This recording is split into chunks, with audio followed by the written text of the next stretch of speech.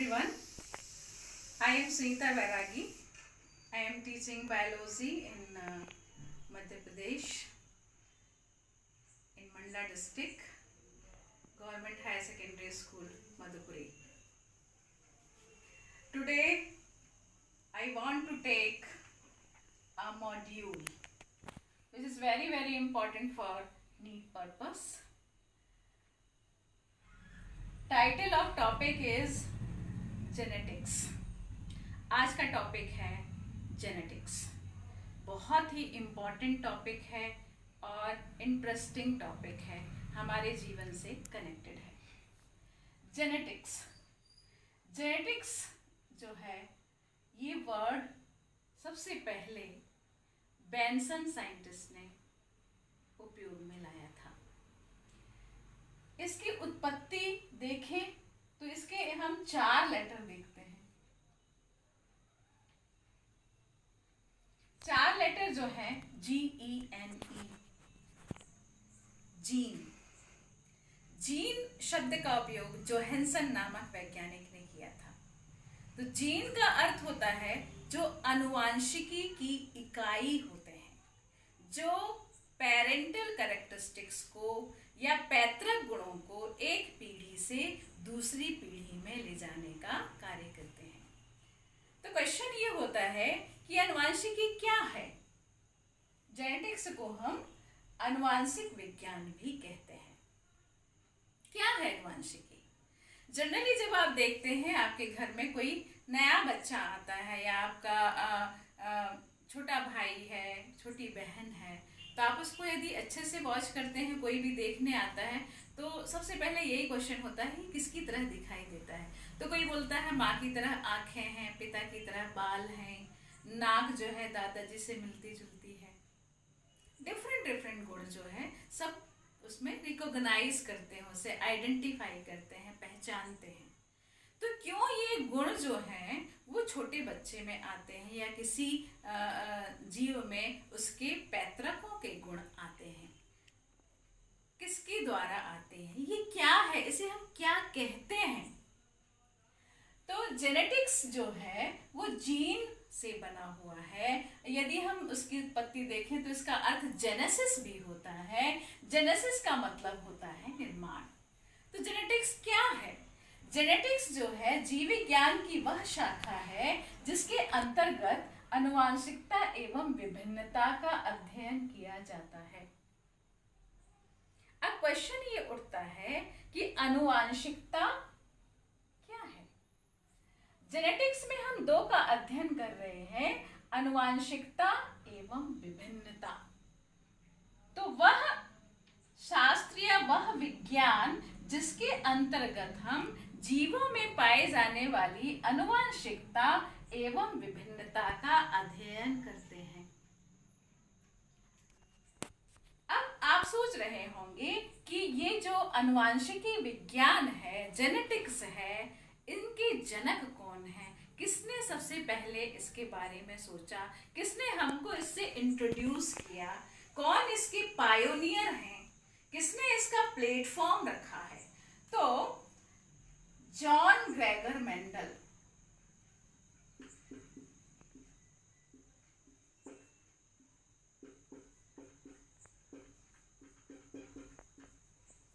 John Gregor Mendel को genetics का father कहा जाता है, आनुवांशिकी का जनक कहा जाता है, उनको पायोनियर कहा जाता है, जिन्होंने इस विज्ञान का प्लेटफॉर्म रखा और महत्वपूर्ण अभूतपूर्व उनका योगदान है इस विज्ञान को विकसित करने में. अब हम देखें कि आनुवांशिकता क्या होती है. जीवों में पाई जाने वाली वह घटना जिसमें पैतृक गुण एक पीढ़ी से दूसरी पीढ़ी में स्थानांतरित होते हैं. जीवों में जो पैतृक गुण हैं वह एक पीढ़ी से दूसरी पीढ़ी में स्थानांतरित होते हैं. दूसरा है विभिन्नता. जीवों में विकसित होने वाले विभिन्न परिवर्तनों को हम कहते हैं विभिन्नता. तो सारे गुण जो है हमारे पूर्वज से मिलते नहीं हैं, कुछ हमारे भी भिन्न गुण होते हैं, उन्हें ही हम कहते हैं विभिन्नता, जो अलग अलग कारकों शरीर में विकसित होते हैं, जीवों में विकसित होते हैं, वे आनुवांशिक गुणों से भिन्न होते हैं। विभिन्नता को हम कितने भागों में बांट सकते हैं? तो विभिन्नता को हम 4 भागों में बांट सकते हैं।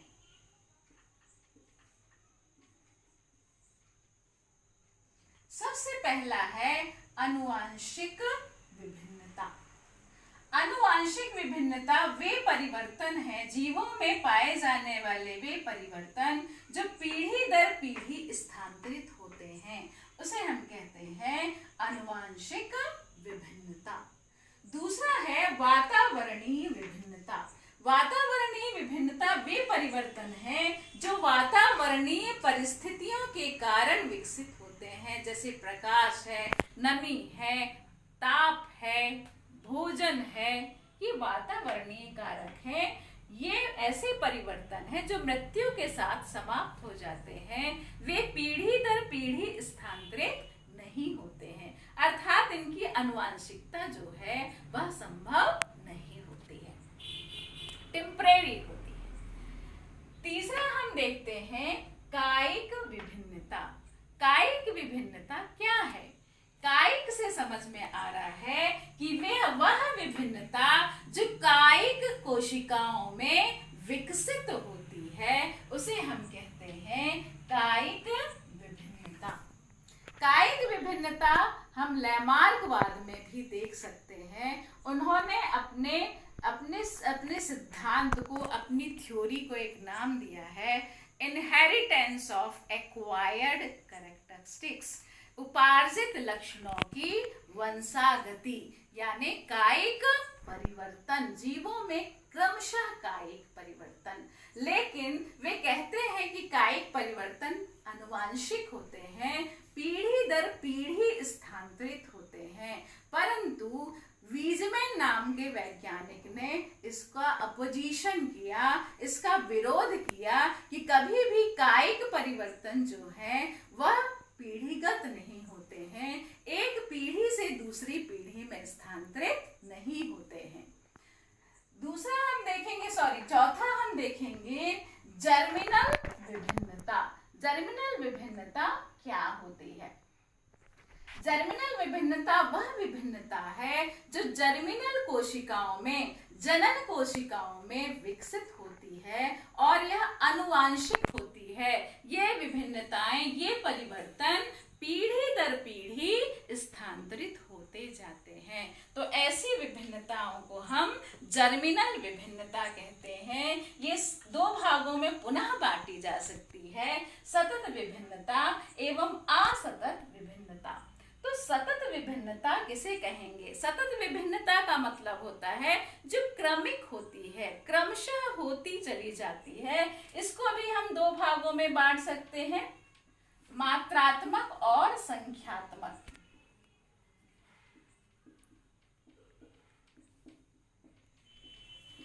मात्रात्मक संख्यात्मक।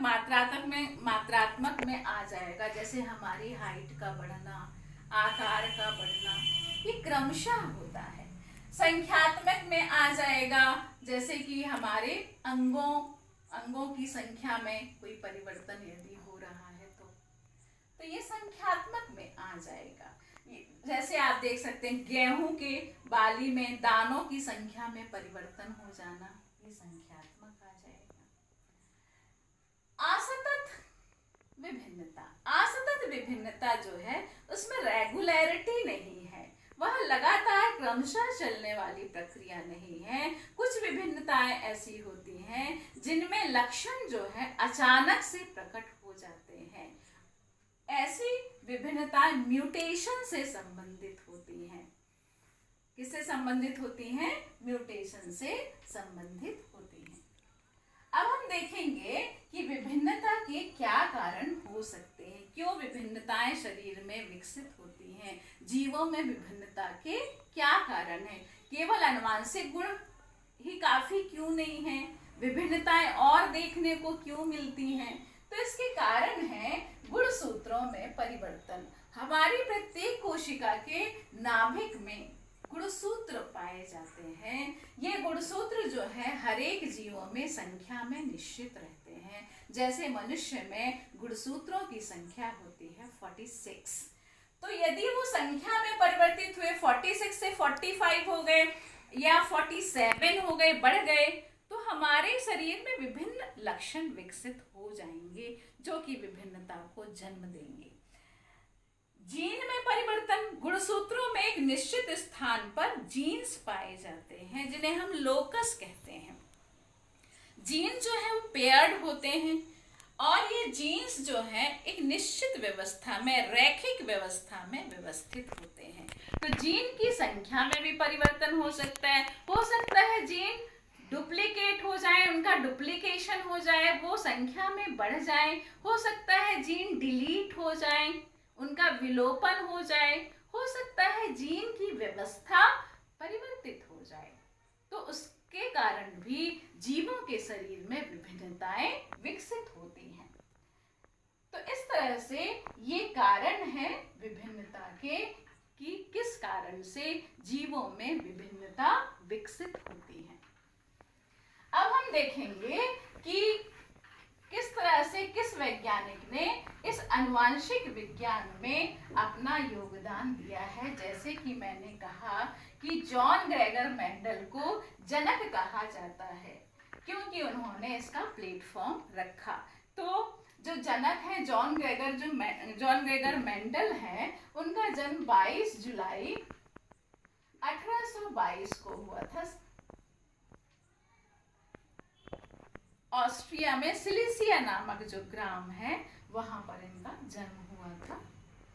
और इन्होंने ये शुरू से ही अपने पिता के साथ गार्डन में काम करते थे, तो ये पौधों की तरफ बहुत आकर्षित थे। और यदि हम अनफॉर्चुनेटली कहें तो उनकी पढ़ाई बहुत ज़्यादा नहीं हो पाई और एक मॉनेस्ट्री में वो पादरी बने, ऑस्ट्रिया ब्रुन में।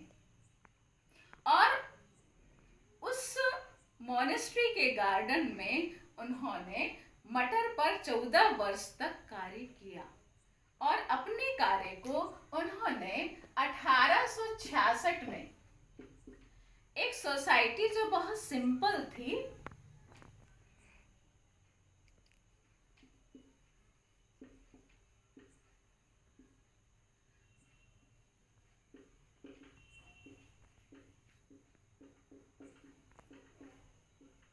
नेचुरल हिस्ट्री सोसाइटी उसका नाम था, उसके द्वारा अपने कार्यों का प्रकाशन कराया। और लगभग 1869 में उनकी डेथ हुई। लेकिन उनके जीते जी उन्हें इसका श्रेय नहीं मिल पाया, ना ही उनको जनक के रूप में इस जगत में पहचान मिली। तो क्या कारण थे कि उन्हें उनके वर्क का प्रतिफल उस समय नहीं मिल पाया? कारण ये था कि वो बहुत ही साधारण शिक्षक थे। दूसरा, वे किसी रॉयल सोसाइटी के सदस्य नहीं थे।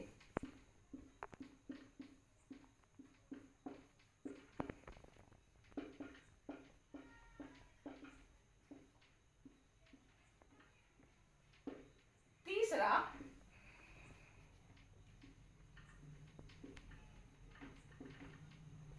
उनके प्रयोगों में जो उन्होंने डाटा प्रस्तुत किए थे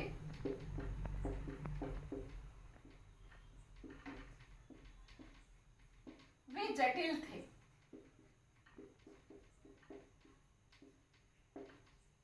लोगों की समझ से परे थे। उसी समय चार्ल्स डार्विन ने अपनी बुक प्रकाशित की थी, ऑरिजिन ऑफ स्पीसीज, जिसका विषय जो है अत्यंत रोचक था। तो लोगों का आकर्षण जो है वह ऑरिजिन ऑफ स्पीसीज, जो कि चार्ल्स डार्विन की लिखी हुई बुक थी, वहां पर गया और उन्होंने इस वर्क को, मेंडल के वर्क को किसी भी तरह की कोई भी उनको तवज्जो नहीं मिली या उनके कार्य को रिकॉग्निशन नहीं मिली, कोई पहचान नहीं नहीं मिली। तो ये कारण थे कि करीब लगभग हम कह सकते हैं 36 वर्षों तक उनके कार्य को नहीं देखा गया। इसके पश्चात 1900 में उनको पहचान मिली जब उनके प्रयोगों को पुनः 3 वैज्ञानिकों ने करके देखा, पुनर्खोज हुई। एरिक वॉन सरमेक,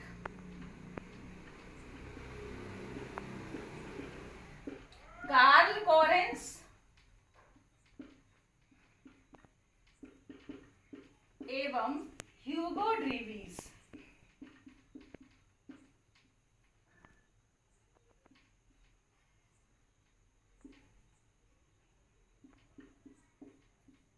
इन 3 वैज्ञानिकों ने फिर से मेंडल के जितने भी प्रयोग थे उनको पुनः दोहराया और सही पाया। सही पाने पर उन्होंने 1900 में पुनः इसका प्रकाशन करवाया। तब जाकर मेंडल के वर्क को एक रिकॉग्निशन मिली, पहचान मिली और उन्हें जनक की उपाधि दी गई। अब हम देखते हैं कि मेंडल ने किस पौधे पर अपने प्रयोग किए। 14 वर्षों तक उन्होंने मटर पर प्रयोग किए। अब क्वेश्चन ये आप कहेंगे कि प्रकृति में तो अनेकों पौधे हैं, अनेक पेड़ हैं, तो उन्होंने मटर का ही सिलेक्शन क्यों किया? मटर का नाम है, वैज्ञानिक नाम आप देखेंगे, पाइसम सटाइवम। क्यों मटर का ही उपयोग किया? क्योंकि उसमें कुछ विशिष्ट गुण थे। पहला गुण था कि वह द्विलिंगी पौधा है। दूसरा गुण था कि इसका जीवन चक्र छोटा है। जीवन चक्र छोटा होने से वे कम समय में ज्यादा पीढ़ियों का अध्ययन कर सके। तीसरा है उसमें विपर्यायी लक्षण अधिक थे।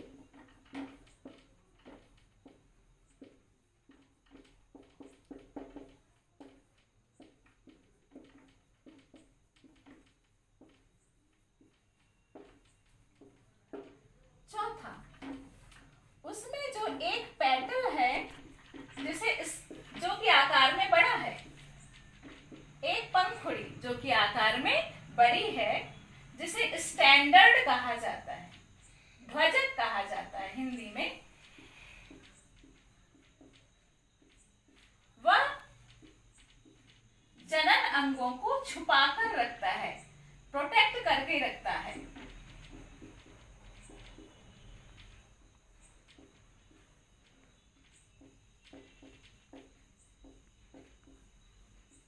जिसके कारण पर परागण नहीं हो पाता।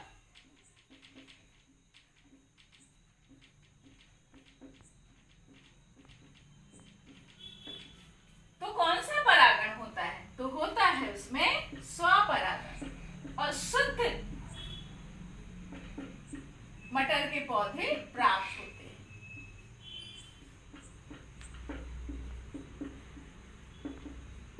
अर्थात शुद्धता को मेंटेन किया जा सकता है। पांचवा क्या हो सकता है? पांचवा हो सकता है कि इसमें इमस्कुलेशन सरल होता है।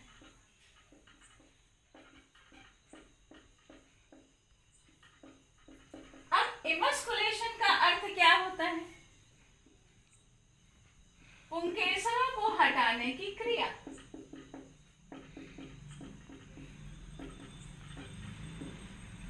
क्यों हटा रहे हैं हम?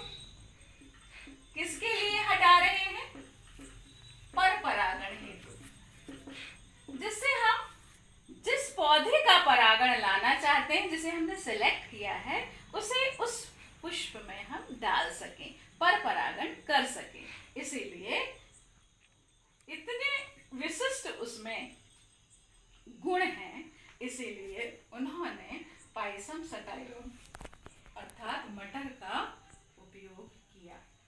तरीके से आज हमने देखा कि आनुवांशिकी क्या है, आनुवांशिक विज्ञान क्या है, विभिन्नताएं क्या होती हैं, जॉन ग्रेगर मेंडल कौन हैं, उन्होंने किस पौधे पर प्रयोग किया और क्यों मटर पर ही प्रयोग किया, उनके कार्य को 36 वर्षों तक किसी ने ध्यान क्यों नहीं दिया। तो इस तरह से हमने आज आनुवांशिकी के महत्वपूर्ण टॉपिक पर चर्चा की। जरूर कई बार इस वीडियो को देखेंगे, इस क्लास का अध्ययन करेंगे तो आपको नेचुरली जो जेनेटिक्स सबको कठिन लगता है वो आपके